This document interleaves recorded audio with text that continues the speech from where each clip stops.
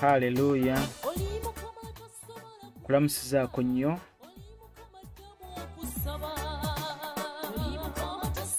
Njagala kujjukiza nti oli ku Just Gospel Media Uganda n'omuweereza wo mukwano gwo muganda wo mu Kristo brother wo Nicholas, presenter wo omuddu wo omuweereza wo kwogerera obulamu bwo. Weebale kutuwa mukisa guno nate, weebale kutwagala, naffe tukwagala. Mikwano gyaffe mawanga ag'enjawulo batumiddeko nnyo, yeebazibwe Mukama. Mikwano gyaffe mmwe ate abali ku WhatsApp group, bannange muli bansuso, mmwe mbatumiddeko ak'ensuso, kubanga Mukama akola bikulu ku side zeeyo. Haleluya. Jjukira nti tuli mu kutunuulira kye tuyita the mode of prayer, oba engeri y'okusaba. Bangi bagamba the Lord's Prayer, naye it is not the Lord's Prayer. No, mirundi 10 nkiddamu nedda. Kama ibazibwe ngenda kulaga ekintu ekyo. Abamu bagamba nti kamaffe Kristo bwe yagamba nti nemwe mbanga musabanga bwemutti. Bagamba nti our Father who is in heaven, nti ye bayita Lord's Prayer.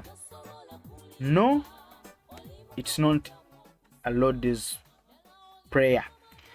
Njagala kujjukiza gwe abadde ajja goberera emabega kaawo, twabategeeza ku bantu babiri abayimirira mu maaso ga Mukama okusaba.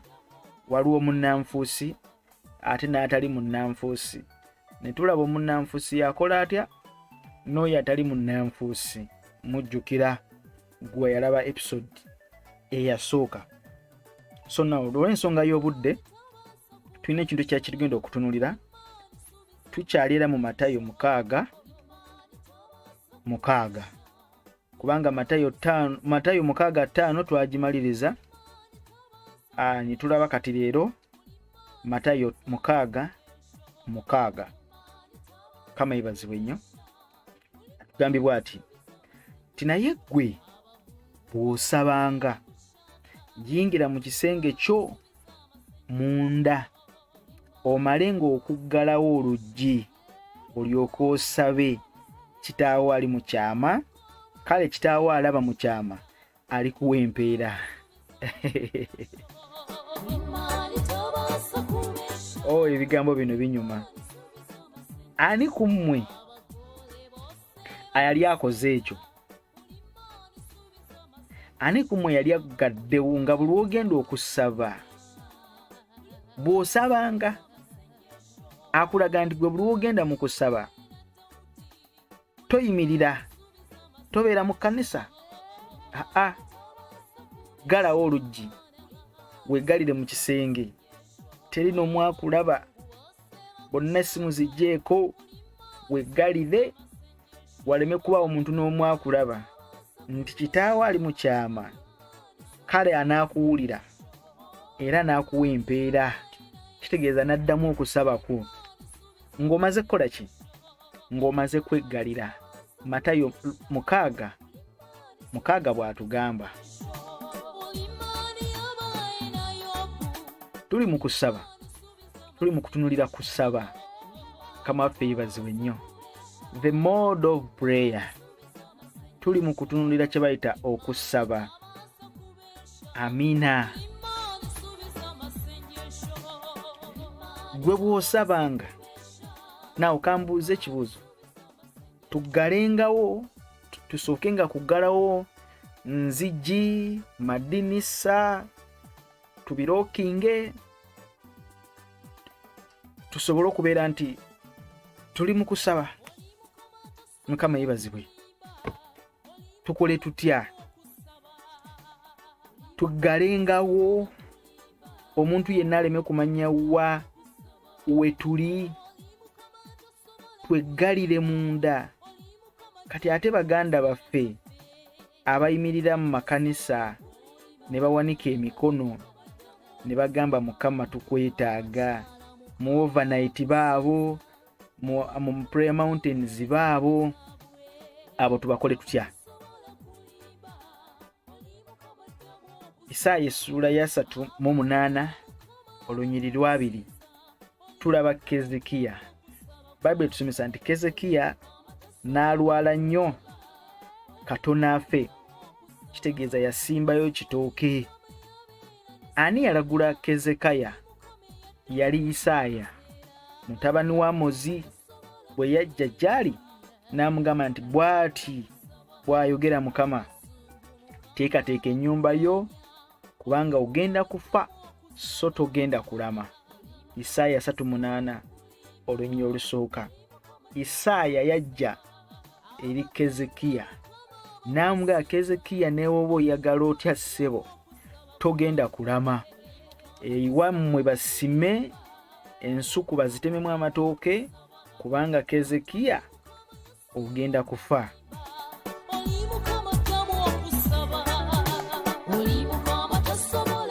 Ebigambo bino bwe byagwa Kezekiya mu matu, Kezekiya teyabitwala nga byakusaaga, yabitwala nga biri serious, olw'ensonga nti n'omusajja abireese yali serious. Baalinga bamutya nnyo, baatyanga nnyo omusajja oyo ayitibwa Isaaya kuba yayogeranga ekigambo. Isaaya lumu yeeyambulako n'ayita mu kibuga ng'ali bwereere, so yali musajja mukambwe nga tasaaga, bw'ayogera ekigambo kibaawo. Isaaya oyo lwaki bali bamutya? Yeeyogera n'ebigambo by'omulokozi. Isaaya 9:6 atuzaaliddwa ffe, anaafuganga, obufuzi bwe bunaaba ku kibegabega bwe kye, alisikira entebe ya kitaawe Dawudi. Kaakati baatyanga nnyo Isaaya. Mukama yeebazibwe nnyo. So teekateeka ennyumba yo kubanga ogenda kufa, togenda kulama. Imagine omuntu najja n'agamba enkyofa, kiki kyozzaako? Mukama bw'ati bw'ayogera nti wiiki ejja omwana wo amutwala. Wangi omwana wo bizinensi eyo gy'olina egenda kuzikirira mu sekendi 2, mu ssaawa 2 eziddako bizinensi eyo egwa. Bw'ati bw'ayogera Mukama. Haleluya. Oddamu ki okuba amiina? Kezekiya bamuwa mawulire. Naye Kezekiya kye yakola, Isaaya 38 olunyiriri lwa 2, awo Kezekiya n'akyuka n'atunuulira ekisenge. Wanjitudde mbuto? Kezekiya n'akyuka n'akyusa amaaso ge n'atunuulira ekisenge. Kezekiya yatunuulira kisenge, yeegayirira Mukama ne yeegayirira Katonda. Yakola atya? Yakyusa amaaso ge. Kezekiya n'akyuka n'atunuulira ekisenge. Lwaki Kezekiya yatunuulira ekisenge? Njagala okukwata olunyiriri olwo olugatte. Kwata Isaaya 38 olunyiriri lwa 2, Kezekiya atunuulira ekisenge. Okwate Matayo 6:6. Bw'obeera ng'oli mu kusaba, galangawo enzigi z'ennyumba yo. Wangi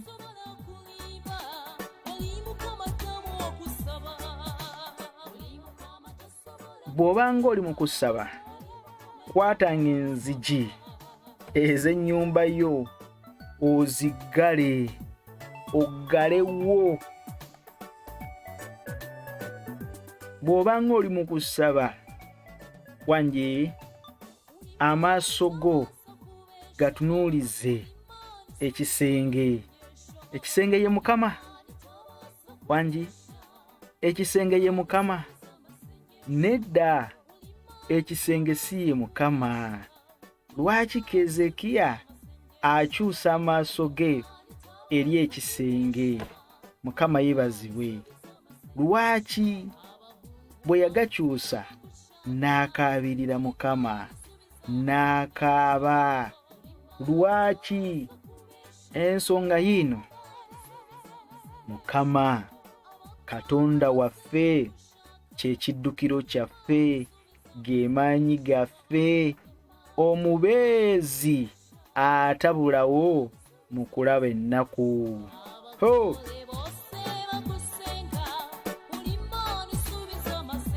Ayogera mu Zabbuli essula 46 olunyiro olusooka.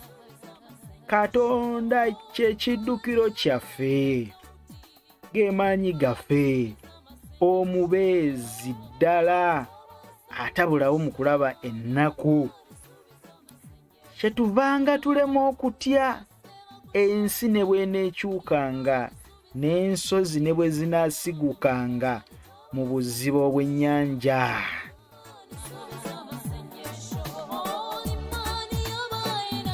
Basebo ne bannyabo, Keezeekiya yamanya ekintu kimu, nti amawulire agamuleeteddwa agaleese tasaaga, agaleese muntu muzibu nnyo, kyayogera kiba weewaawo.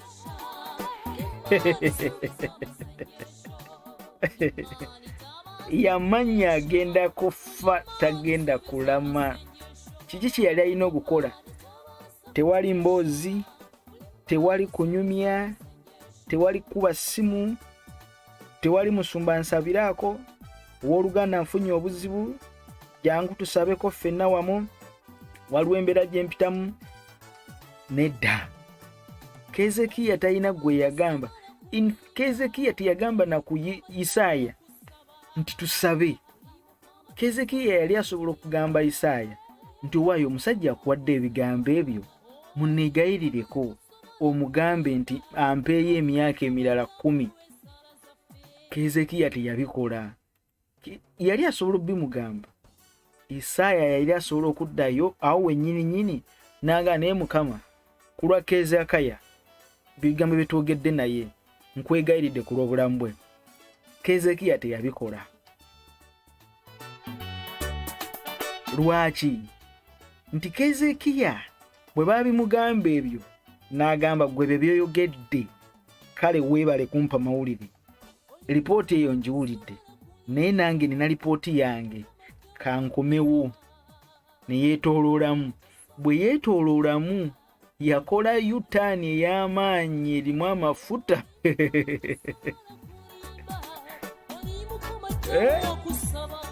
Kubanga yali akimanyi nti Katonda kye kiddukiro kyaffe, tewali mulala.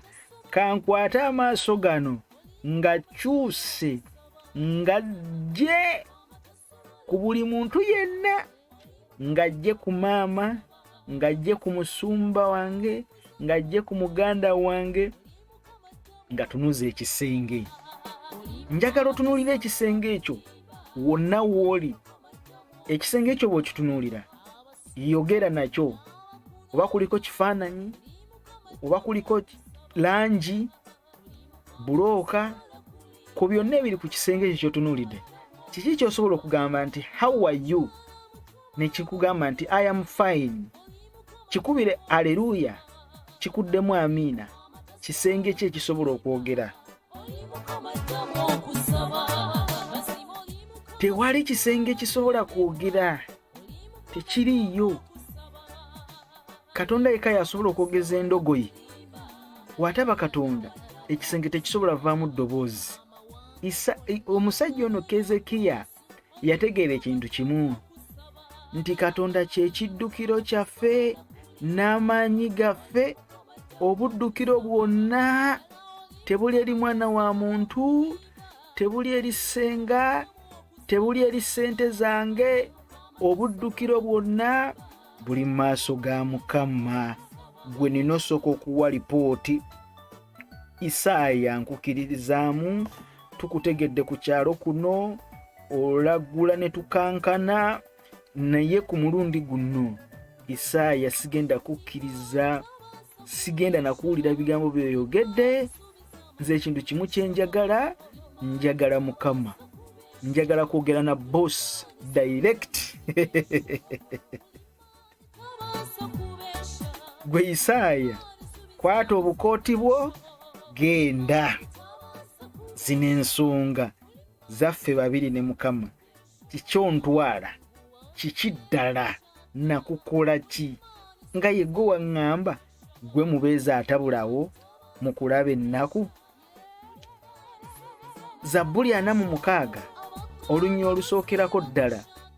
Katonda kye kiddukiro kyaffe n'amaanyi gaffe, omubeezi ddala atabulawo mu kulaba ennaku. Abeerawo kati nga tonnaba kumbuulira by'oyitamu, nnyinza okunakuwala, nnyinza obutanakuwala, nnyinza okusuubiza okusaba naawe, nnyinza obyerabira kuba ndi mwana wa muntu. Nange nina bye neetisse, nina nange bye neetisse.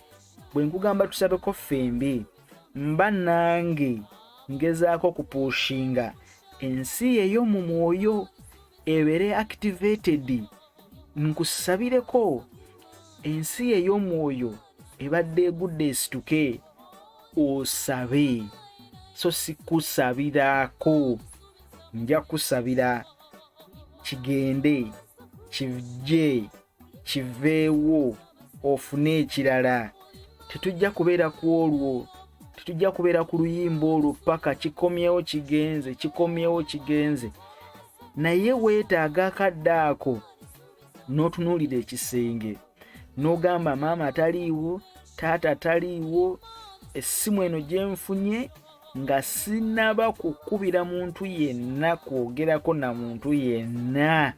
Kankyusa amaaso gano nga tunuulize Mukama, kubanga kye kiddukiro kyange, ge maanyi gange.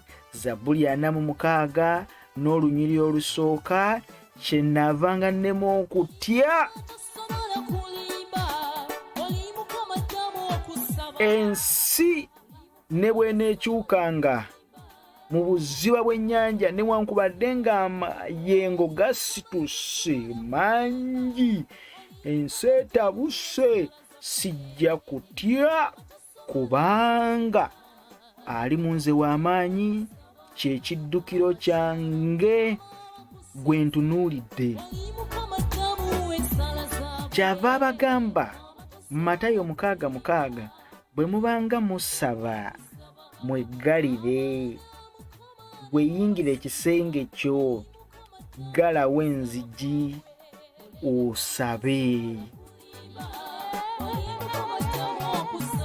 Bw'obanga osaba, shut down all the inlets, buli kyonna ekyaliyingizaawo ebyali kujje ku Mukama, ebyali kujje ku kulowooza ku Kristo ng'oli mu kusaba. Ensi ey'omwoyo gy'activating, weerowoozeeko ng'oli ne Kristo yennyini mukadde ako. Tewali mulala gw'oli naye. Okyusiza amaaso go n'ogajja ku mbeera yonna, n'ogajja ku muntu yenna, n'ogatunuuliza ekisenge. Kwata ekisenge kya Ezekaya, okwate ne Matayo 6:6, ggalawo enzigi z'ekisenge kyo, ggalawo enzigi z'omutima gwo.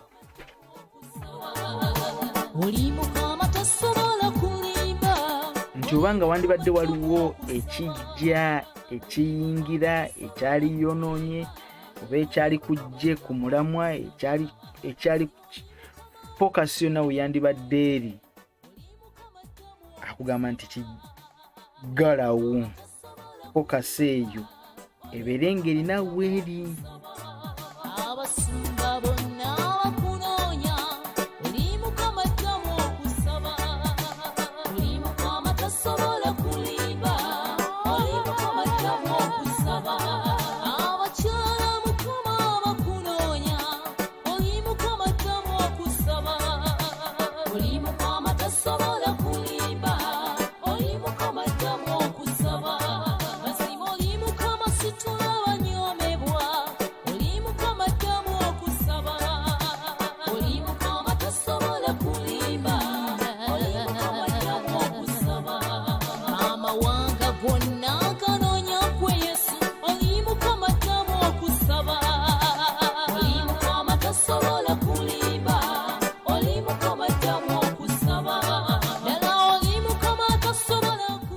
kyava agamba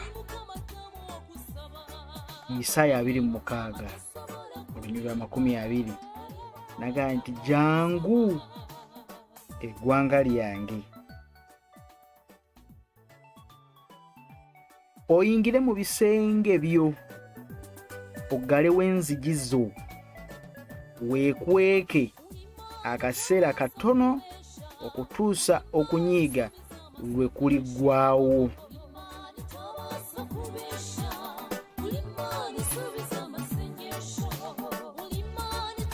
Oyingire mu bisenge byo oggalewo enzigi zo.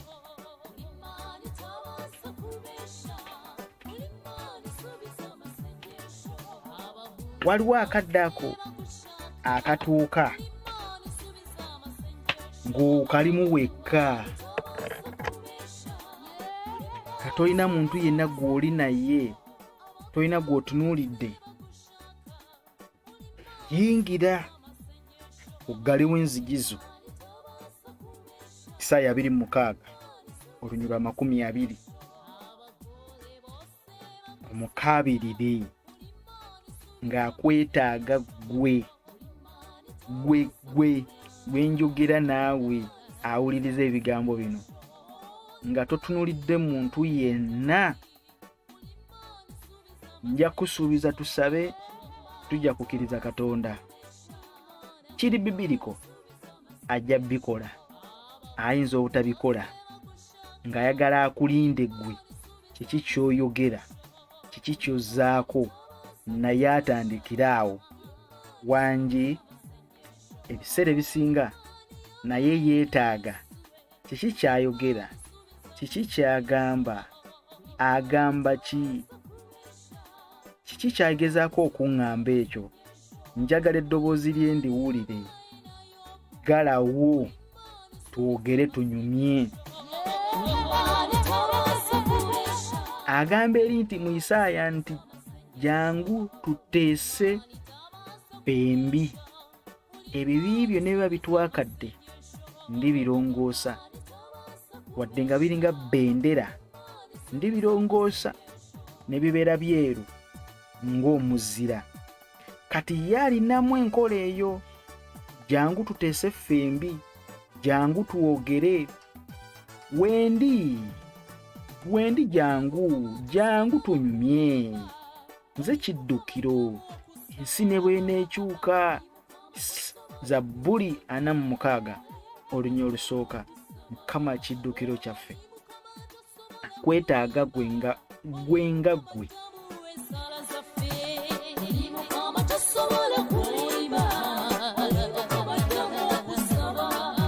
Abakyala Mukama bakusinza, oli Mukama tabu ensala zaabwe.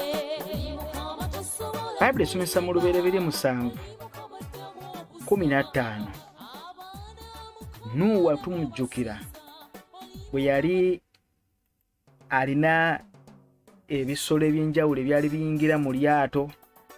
Mujjukira awo amataba gajja. Bayibuli esomesa mu Lubereberye 7:15 nti ebisolo ne biyingira ne Nuuwa n'ayingira nabyo mu lyato. Bibiri ebyayingira. Buli ekirina omukka ogw'obulamu ekiyingira. Naye 16 agamba nti ebiramu ebyayingira ne Nuuwa byali ekisajja n'ekikazi nga Katonda bwe yamulagira. Amiina.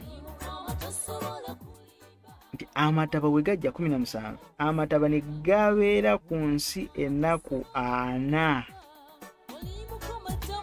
Amazzi ne geeyongera obungi ne gasitula eryato okuva ku ttaka.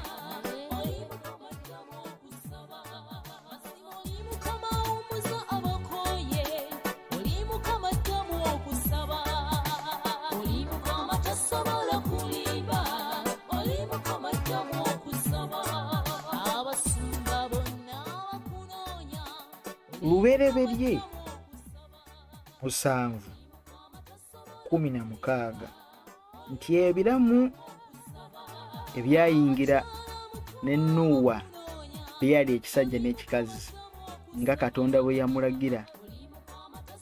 Mukama n'amuggalira munda. Yamuggalira.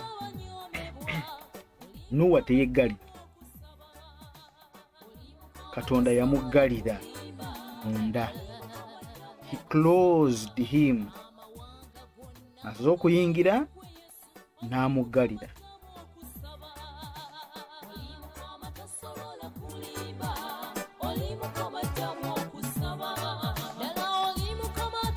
Ekyo akikolera ddala, akyagalira ddala, kuba ye kennyini ekiddukiro. Ye aba amanyi nti ogenda kuddukira gy'ali, kuba bwe buddukiro akuggalira, n'akuwambaatira, n'akuwembejja, kuba kiddukiro. Kasita oddukira gy'ali naye ng'ajja ng'akuwambaatira. Keezeekiya olwamala okukyuka bw'ati n'akyukira ekisenge, ebintu ne bikyuka, amawulire ne gakyuka. N'ayita Isaaya, nti Isaaya sooka okomewo, ebintu birabika bikyuse. Omusajja alemeddeko, omusajja ategedde, alemeddeko. N'amugamba, nedda, gwe wabyogedde, ddayo ogambe Keezeekiya nti ku myaka gye tumwongeddeko 15. N'addayo n'amugamba, waaye Keezeekiya, jangu olabe ebintu bikyuse,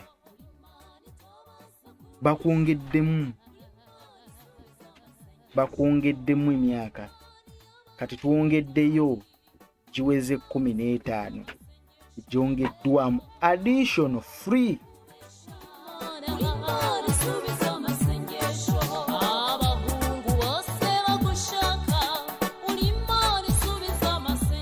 Kuba ye alindirira gwe. Kiki kyogenda okugira? Kiki kyogenda okuzzaako? Aba ayagala naawe oyogere, kubanga ye yemanyi kiddukiro kyaffe.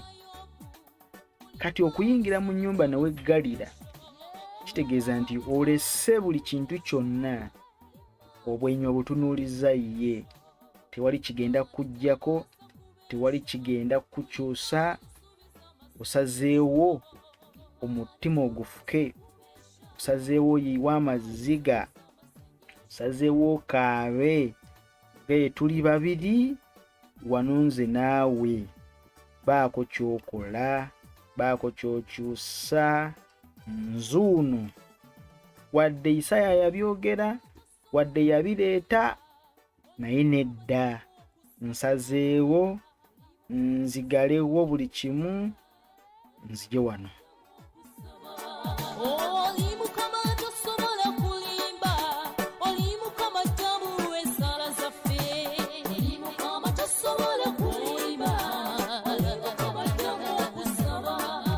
Abakyala Mukama bakusinza, oli Mukama tabuwe ensala zaabwe.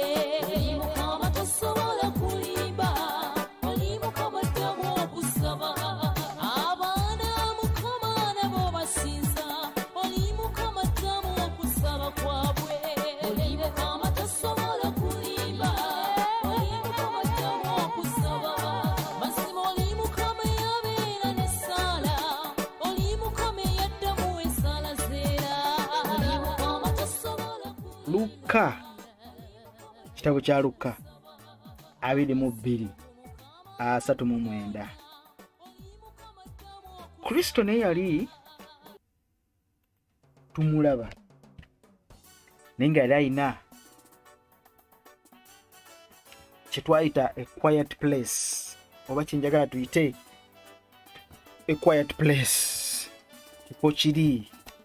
Kifo kiri we wamusisinkana, mu kifo kiri bwe yakanga ne munyumya, Musa yakyogerako nti n'ekifo kiri bwe wakkanga gye wakkiranga ne tunyumya ne twogera.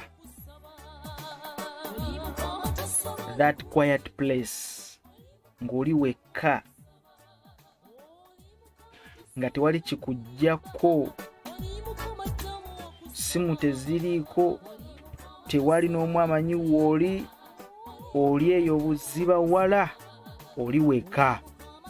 Oyagala kukyusa myaka, oyagala kukyusa lipooti Isaya gy'aleese, oyagala lipooti ndala. Nze bino nedda, sirikiriza n'oma n'ogwa waggulu, tekisoboka. Ngani nedda nganye.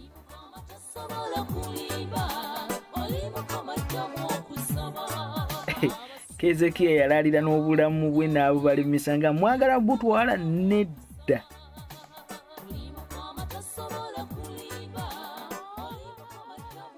Luka 22:39. Awo Yesu n'afuluma n'agenda ku lusozi lwa Zayituuni ng'empisa ze bwe zaali, n'abayigirizwa be nabo ne bamugoberera. Kati asituka agenda ku Zayituuni okusaba, nga bwe yali enkola ye, nga bwe yali empisa ze.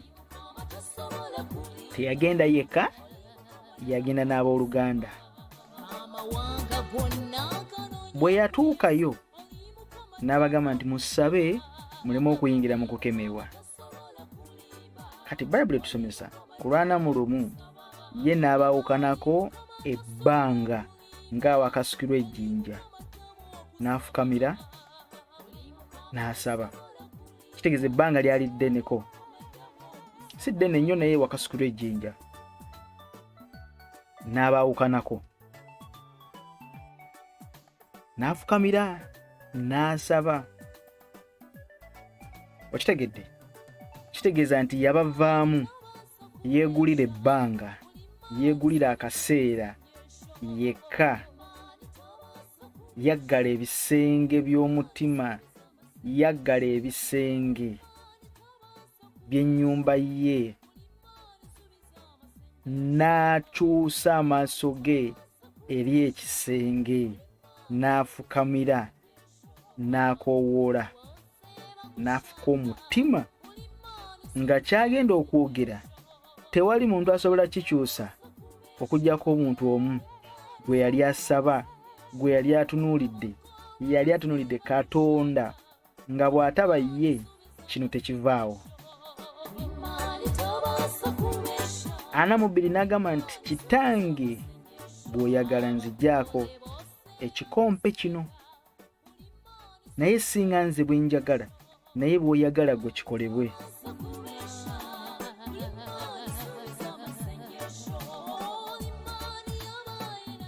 Malayika n'amulabikira ng'ava mu ggulu. 43. Olwana mu 5 lutulaga nti Luka 22:45 bwe yagolokoka mu kusaba n'ajja eri abayigirizwa be n'abasanga nga beebase olw'ennaku, n'abagamba nti ekibebasiza ki? Mugolokoke musabe muleme okuyingira mu kukemebwa.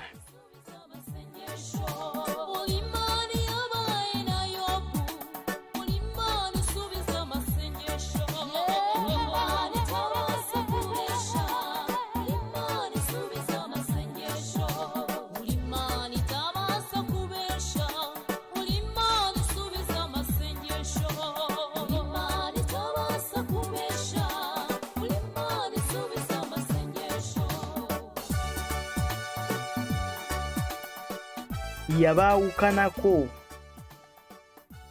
Lwaki yabaawukanako? Kuba yali yeetaaga ekifo, yali yeetaaga okweyawula ng'ali yekka, ng'aggadde ebisenge, ng'agenda kukaaba, ng'agenda kufuka mutima, ng'agenda kusinda, ng'ebigambo by'agenda okwogera tewali kubba asobola bikola, tewali kubba asobola biwulira nga yeetaaga oli yekka ali waggulu, nga yekka gw'ayagala nti nzize twogere ebigambo bino, nzize twogere bino sibisobola nga toli nange.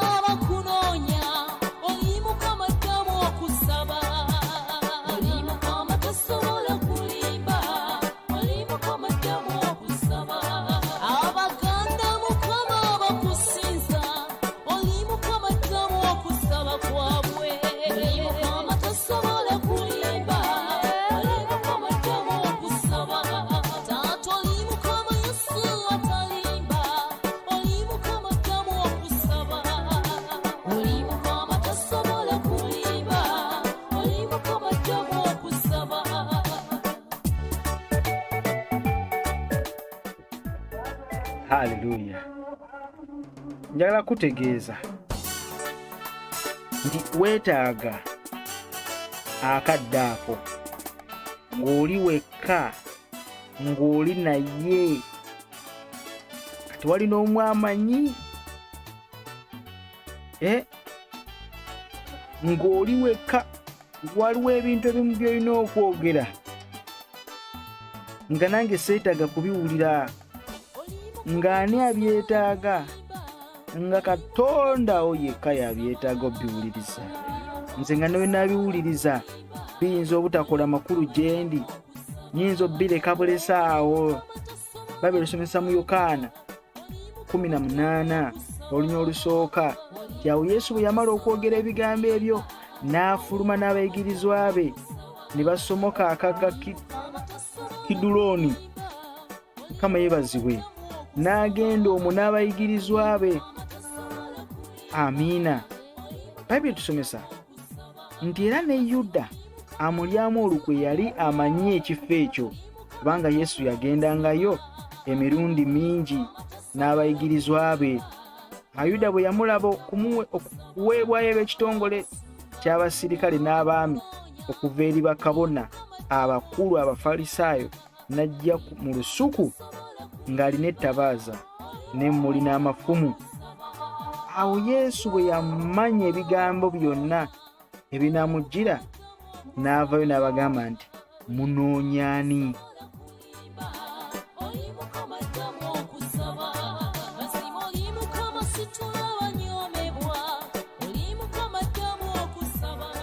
Mukama waffe yeebazibwe nnyo. Munoonya ani? Kristo amala okwogera ebigambo n'afuluma n'abayigirizwa be.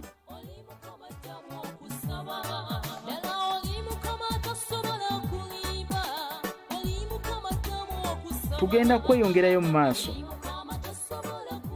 Ngenda kulaga nti waliwo Kristo bwe yatuuka ng'alina okwogera n'ekibiina, akiveemu ate ayogere n'abayigirizwa be, nabo abaveemu ayogere n'abantu babiri